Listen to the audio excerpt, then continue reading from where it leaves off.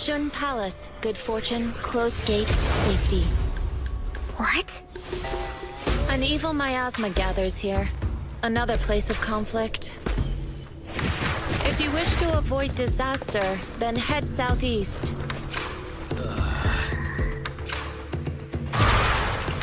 Now! Thank you. So, the 1.7 update of Zenless has arrived some weeks ago, and the developers have pulled all the stops to continue their streak of great updates. The epilogue to Season 1 is now complete, 5 characters have had their voice actors changed, we got a couple intriguing new game modes, and we even have a new furry bait in-game. No.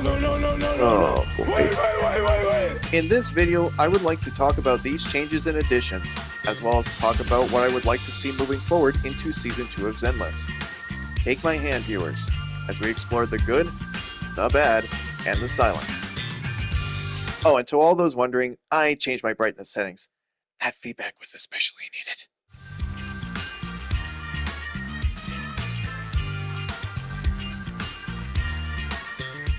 Let's start with where we left off previously, with the 1.6 update. In this update, we began with Soldier Zero, Ambi, and Trigger joining the roster, who each have their own agent story, along with Pulchra becoming the newest member of the Sons of Caledon after a previous confrontation left her, singed. So warm. Are you crazy? Huh? Don't all kitties love being warm and toasty? All 3 of these characters were heavily featured in a few events that took the combat in slightly different directions compared to normal, such as March on Tiny Titan, which changed the camera perspective to a more isometric view and had you attacking enemies not to damage them, but to set targets for Tully. A Bang Boo with a jetpack, missile launchers, and big laser guns. This mode was fun as hell to blast through, especially with the team compositions they gave us to play with, but with a couple tiny problems. Pun absolutely intended. For one, the change in perspective came with the unintended consequence of certain level geometry blocking your view, though this wasn't common enough to dampen my overall experience playing the mode. The second, which you may already know from me speaking in past tense, is that the mode wasn't permanent, only a temporary addition, which I will talk in depth about later. Then there was Virtual World Battlestorm, which narratively had you helping Korn from Victoria Housekeeping with their search for ghosts within the Hollow Investigative Association's VR simulations, but gameplay-wise all you had to do was trigger certain moves like EX Specials or Ultimates twice while fighting enemies for S-rank completion. Damn, you'd think Yanagi works the pole with moves like that. This mode was also a temporary addition, and one that was just okay in my book. Then there was Delivery Cat Woes, a more narrative-based event that had you helping Pulchra with parents for the Sons of Caledon, which actually turned out to be welcoming gifts for her. This was also only temporary, which particularly sucks for players who missed out and want context on how Pulchra became part of the group, as otherwise the only context they can get is her trust events, which tend to highlight her strange friendship with the bartender Bernice White, otherwise known by his fans as Bernice Bay! Mocktails Mixers Ice. The snacks are real nice. Soda sour mixed dry. I'm lit, you can't deny. Whatever you want, whatever you need. Soda Universe, ever want to leave? Anything that you desire? Set it on fire! Over at the Scott Outpost, they introduced a brand new boss named after Pinocchio's creator in The Lost Void, Geppetto. An ethereal that is not only on strings like a puppet, but can also puppeteer other ethereals, making it the most unique boss fight we've seen in Zenless so far. It's also here that we get a brief introduction to an upcoming character in Season 2 named Jufufu, who's a tyrant based on a tiger, and the new reason why fans are continually throwing shade at Nekomata. Last but not least, for 1.6, they added 4 new characters to Perpetrator mode, which was previously added during version 1.5. This mode gives characters new abilities that they otherwise don't possess, like Billy's revolver-style guns actually firing like revolvers and not submachine guns. For this round, the devs decided to give Corin a new mode of transportation, Evelyn the ability to shorten the duration of her chain attack in exchange for greater damage, Jane Doe a new EX special that makes fighting her doppelganger look like an episode of Dragon Ball, minus the shouting and transformations, and they gave Astriel the ability to do this. Overall, 1.6 gave us some interesting gameplay additions, but where it gets really interesting is who we meet and who is reintroduced in the stories.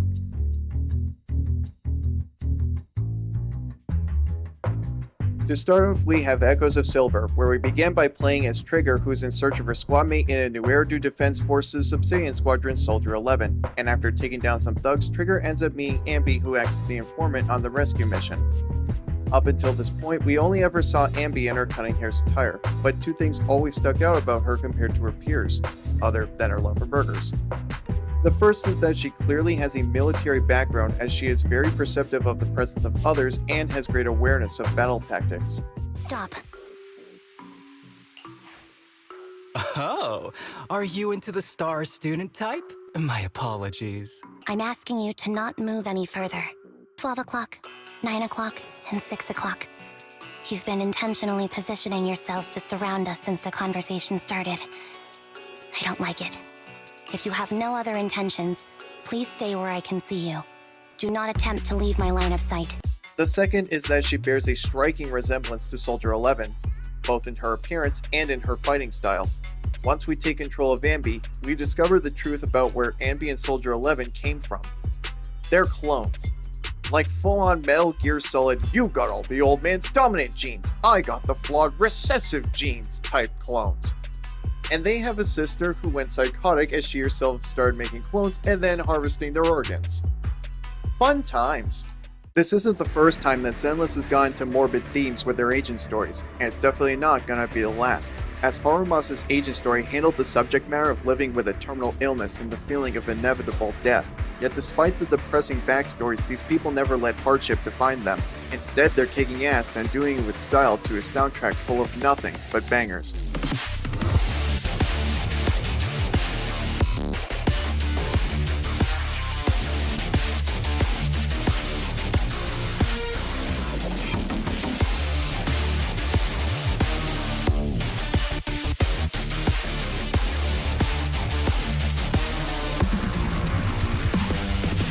Trigger's agent story Out of Sight gives us a look at not just her past in a defense force, but also the start of the Faith and Twins' career as proxies in New Eridu.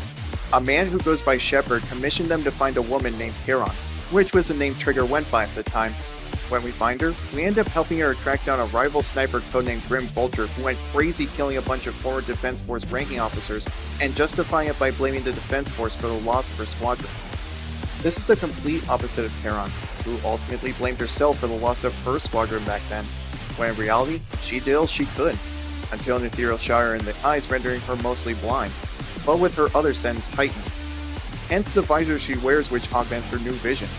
She's basically Daredevil from Marvel Comics as an anime girl, but I think Daredevil would probably win a fight against her just by the clapping of her ass cheeks alerting him. Or maybe it would distract him? I know I would be distracted. But that's enough of me being down bad. It's time to get to the real meat and potatoes with Chapter 6. In this chapter, we meet a mysterious vampiric man named Hugo Vlad, who fancies himself a collector and is the current leader of the Mockingbird Phantom Thief Syndicate. We get a fun little interaction with an NPC reminiscent of an Ace Attorney game before meeting Hugo's bewitching partner in crime, Vivian Banshee. After some tomfoolery happens at an auction, we start to see Vivian slowly open herself up to us. And by that I mean she confesses to being absolutely obsessed with our main characters, despite initially not knowing that we are Phaethon. You're not proficient at in-hollow combat, are you? Well, you know, I'm a proxy after all. As I expected. Not to worry. You're an invaluable proxy. All I require is for you to guide me. I mean, not even my darling Lord Phaethon can fight in the hollows. Hang on. What did you just say? Your darling Lord Phaethon? That's right. The best proxy in all of New Eridu. Lord Phaethon. Don't tell me you don't like him. You might not believe this, but I'm actually Phaethon. You're an outstanding proxy, that's true. But Lord Phaethon's a cut above. No one could ever replace Lord Phaethon. 2 hours later. Goodness me. Lord Phaethon was right in front of me all along, and I had no idea. This is like a dream. Anyone would be enraptured meeting someone they admire that much. Yeah, if I ever met my favorite movie director, I'd be the same. Amongst the shenanigans, we're also contacted by Victoria Housekeeping's master that has been alluded to since we met them in Chapter 3. This master claims to know the person who trained the twins to become proxies, and with Von Lycon's help, we get an upgrade to the Hollow Deep Dive system that makes it so it, quote, will operate with significantly reduced power consumption, allowing for a substantial boost in your ether aptitude, end quote. Doesn't make much logical sense to me, but okay. He also states that from what he's learned, the eye implants the twins received possess even greater power, and that it perhaps could affect all of New Eridu, which in reality means it probably will affect all of New Eridu. I mean, come on, I've seen enough films to know how to read between the lines. Sometimes. The last thing to mention about this chapter is that Lycon and Hugo have a bit of a complicated history, with a friendship-turned rivalry that reaches a boiling point, so to speak.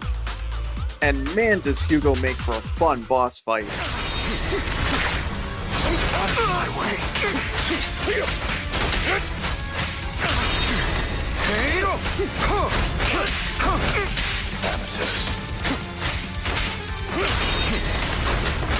Not bad.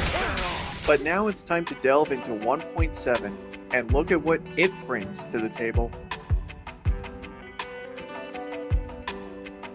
For this update, we began with a brand new ranked mode for the Grand Marcel Adventure, which was previously added alongside the Bang Boo Fashion Contest Readers Got Boo. It's basically Bang Boo Fall Guys. Not to brag, but I'm kinda good at it. I only needed a couple hours to reach the top 7% of all North American players. It's a real shame that we no longer have the ability to play this mode though, which I will talk about in depth later. Next, there was Breaded Belief, where you made food truck orders for customers who'd be lucky enough to win a free meal.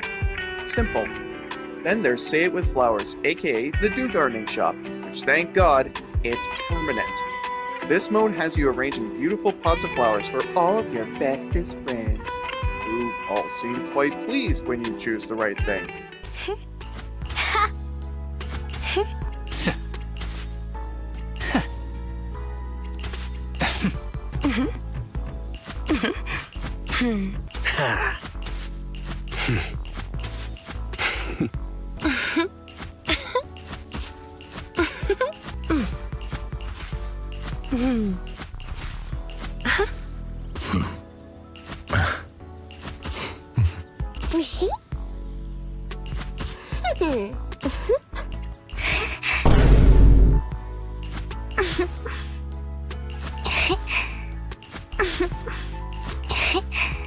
I'm coming!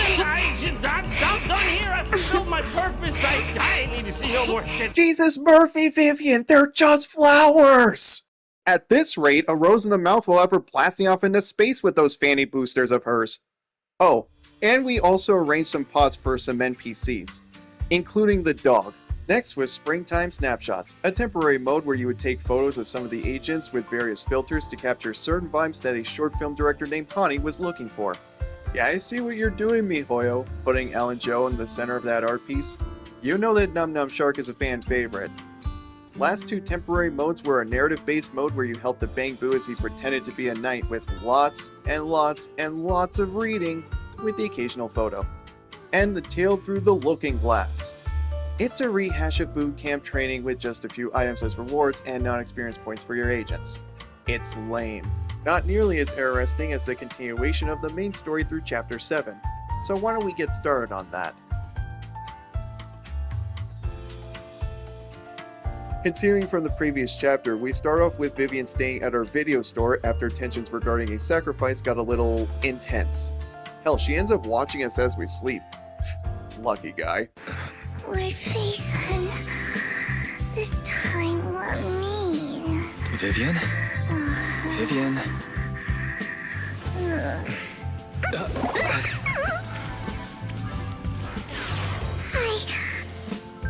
I didn't disturb your sleep, did I? Now you might be wondering why Vivian finds herself so attached to the proxies. Vivian has the ability to see the future, but not just any future. When tears stream down her face, she has received a vision showing how someone will die, and she's been ostracized by anyone she's ever known before meeting Phaethon because of this, with them believing her to be nothing but a bringer of misfortune. And this feeling is worsened by Hugo going missing at the end of Chapter 6. It's Phaethon, us, that picked her up when she was at her lowest with a mere comment on Internet to help her see that life was worth living, and our protagonist can't even remember it. It's us, who walk with her and talk with her, saying that her power isn't a curse, but a gift. Lord Phaethon changed the fate of the woman who can see fate before it happens. Twice. It's as she referred to the twins when she first saw them. Chosen one.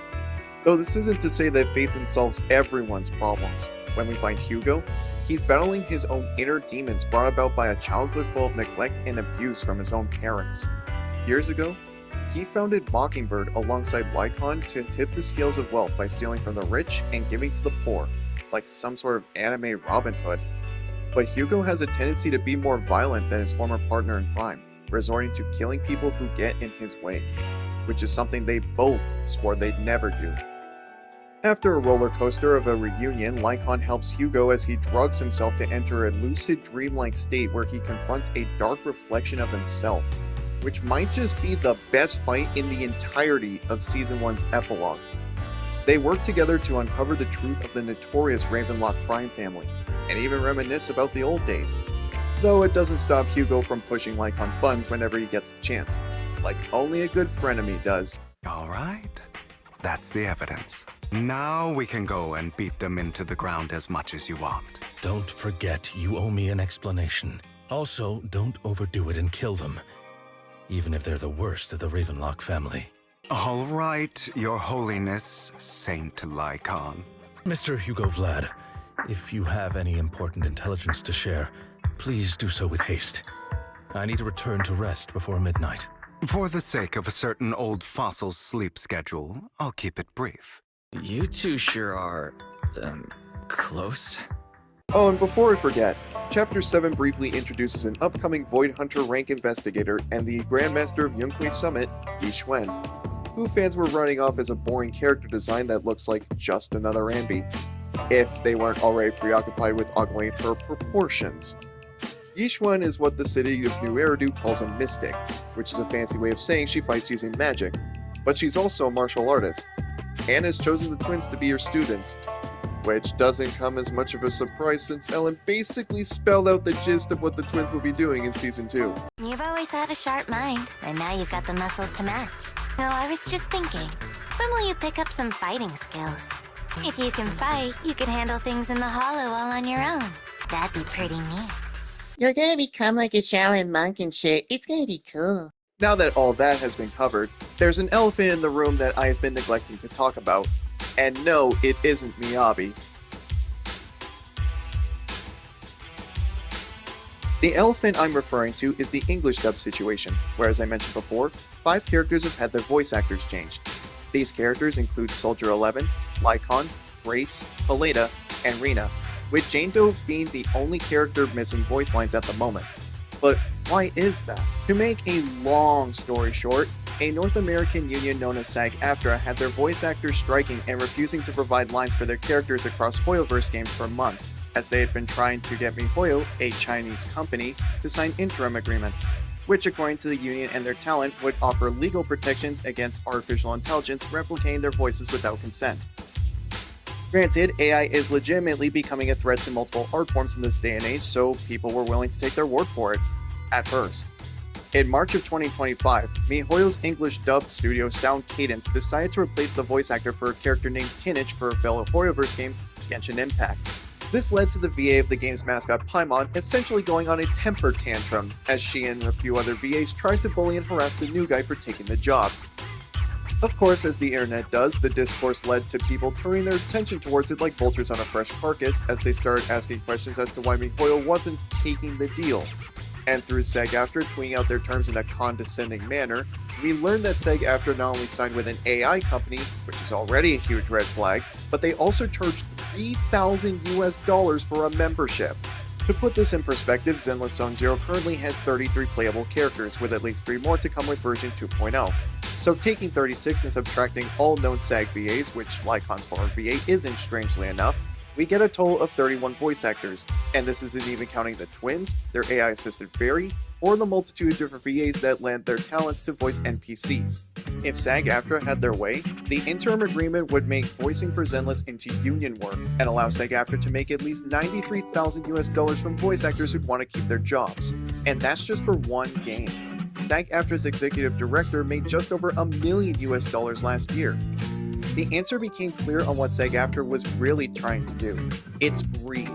Greed for money from honest working voice actors who will struggle to make $31,400 a year if they aren't in the top 10% of experienced talent. The funniest part about all this? Epic Games recently included an AI replica of Darth Vader's voice into Fortnite that James Earl Jones' estate gave written consent to. But SAG-AFTRA is trying to take legal action against this. Like, how stupid can they possibly be? miHoYo could easily put AI voices into their games if they wanted to. They have the network, but they don't, because they understand the importance of human talent and the sheer PR nightmare they'd have to deal with if they used AI. So with that context, what do we think of the new voices? Well, Soldier 11 was never a character I cared about that much. Maybe because I find the Sergeant type to be a bit formulaic. But overall, I find her new voice to be okay. Weirdly enough, I think Soldier 11's few emotional moments are where the new VA shines, whereas her battle lines just don't have the same gusto. Why apologize? According to everything you just told me, you didn't do anything wrong. I'm crying. Why am I crying? Did you just smile? Does that surprise you? Lots of things make me smile.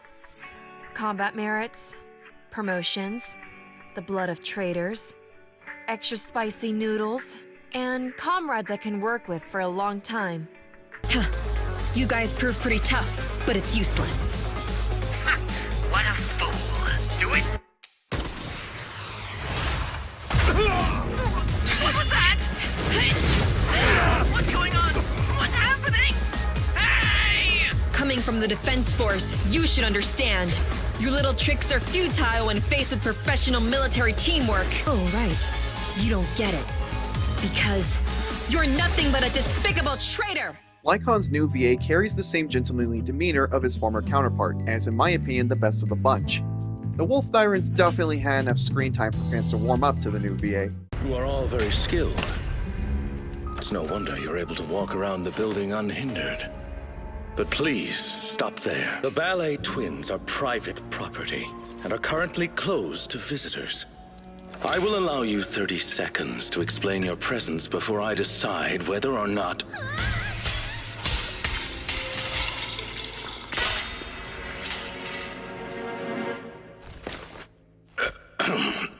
In short, this place is not currently open to the public, and I'm sure I have stressed. Both the floors and one's weapon should be kept in pristine condition, have I not? Sorry, Mr. Lycon. I'm really sorry. So tired. Ellen, stay on task. Professionalism. If you aren't mere trespassers, that makes things easier. Allow me to introduce ourselves. We are Victoria Housekeeping. Rina's new voice doesn't sound all that different. Maybe a little less of a mysterious aura and more of a seductive one, but overall I like how she sounds. As you wish. When did you... You're quite a perceptive young lady. You almost saw me. She means you were way off. Way off, way off. Your sweet cakes aren't lost. The silly, smiling sweet cake still loves to smile. She became a maternity nurse, just like you. The loud sweet cake doesn't talk much over the phone. But he said he'll come see you right after his concert finishes. The drooling sweet cake has already become a senior investigator. He might be off fighting ethereals as we speak. You didn't lose them, Granny. They just grew up. Now, it's finally their turn to protect you. Stay with me until I find my sweet cakes. Wouldn't have to look for very long. Grace, I don't like as much, because while she still gives off the vibe of a workaholic technician, her old VA had such iconic delivery with lines like, What kind of joke is that? that the new VA just can't match. To give credit where it's due, The new VA has done a good job reinterpreting a few lines to make them flow better, with her explanation of Greta being the best example. Okay, to put it in words the average human can understand, it's a machine responsible for excavating tunnels. To work faster, it's also equipped with a demolition saw used to tear down buildings. Okay, to put it in layman's terms, it's a machine responsible for excavating tunnels. To work faster, it's also equipped with a demolition saw used to tear down buildings. Seriously, why didn't they just write layman's terms into the script? It just works. What doesn't work for me is Kaleda's new voice, and it's not even close. We need the proxy to lead the search. Grace, describe the boring machine. Hardworking and capable and cute. Just like Sweet Pea was when she was little. Nobody has a clue what you're talking about. We need the proxy to lead the search. Grace, describe the boring machine. Nobody has a clue what you're talking about. The whole point is that Kaleda is an adult who people think is a child based on how she looks, not how she sounds. She used to sound like an adult with a certain raspiness to the old VA's delivery, a delivery that would soften in moments where Kaleda opens up about her feelings, and grow more intense and fiery when the moment needed it. Dad, can I really believe in you again?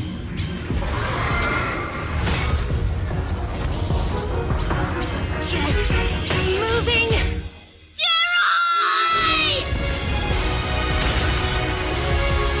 Don't look down on me! We're proud to be Billabong! The power of smart construction machinery!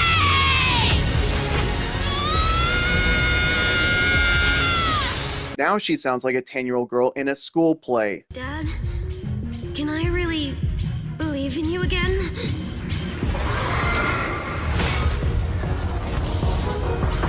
Get moving! Jerry! Don't look down on me! We're proud to be Billabong! The power of smart construction machinery!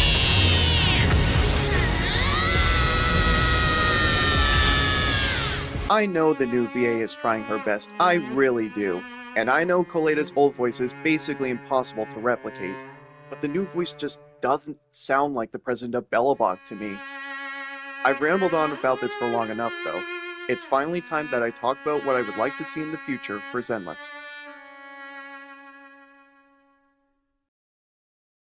Starting with characters, we currently have 12 confirmed agents appearing in Season 2, and the ensemble is looking pretty good. Though I'm particularly curious about this dog-looking tyrant with a sword. It kinda reminds me of Cloudstripe's Fusion Buster Sword from Final Fantasy VII Advent Children. Some players believe that Zenless needs more A-ranks, which I agree with, but I more so think that with Season 2 we specifically need more non-human characters, and no, agents with animal ears and tails don't count. There's a good reason why Pokemon and Sonic the Hedgehog are two of the most iconic brands in all of gaming, because their characters are instantly recognizable. I know that I've joked about furry bait in this game, but I definitely find a pink bunny to be more distinct than My Chemical Romance over here. This also applies to robots, as Billy practically became the face of Zenless itself with the comparisons people were making between him and Deadpool. Literally the only other robot in the cast right now is Ching-Yi, who's designed to look human-like anyways. This is where the Angels of Delusion could come in. Their concept art leaked before Zenless even launched, yet they haven't appeared in-game yet. Fans know they exist, so why not introduce them already? There's at least one robot in the group, so having her alongside this mech called Seed would instantly double the number of playable robots. Problem solved.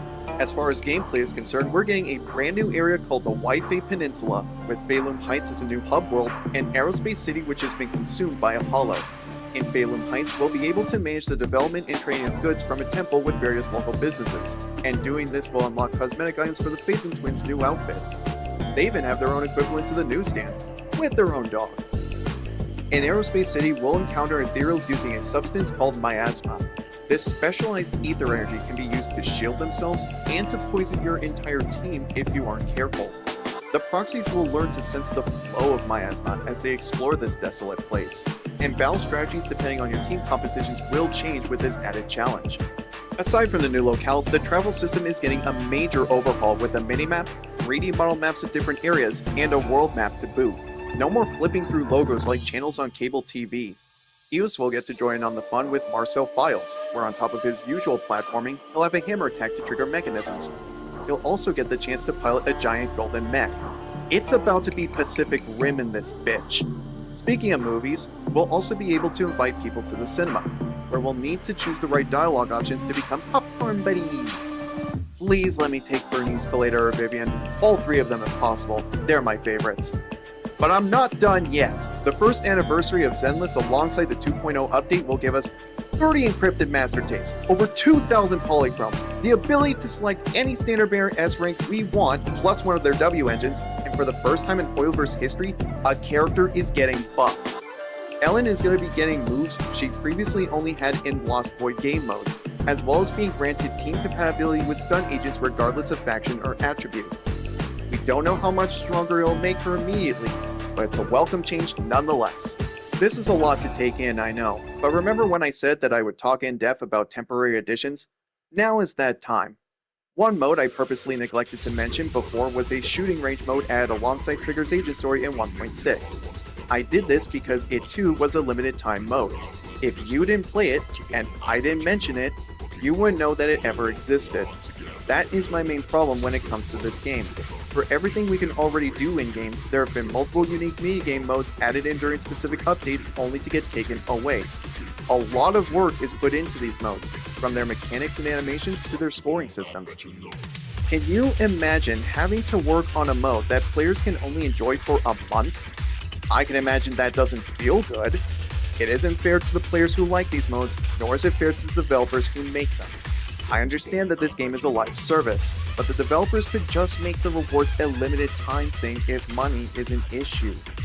Have it where if players play within a time frame, they can get polychromes, creating a sense of urgency. But if they're late to the party, they can still enjoy themselves playing that mode, even if all they get are Denny's and investigation tapes. I'm not saying that all modes should be permanent. I just said about 10 minutes ago that one mode was lame. But if a mode offers something different than what's already in the game, like the upcoming Bang Boom Mech mode, it deserves to be here. Plain and simple.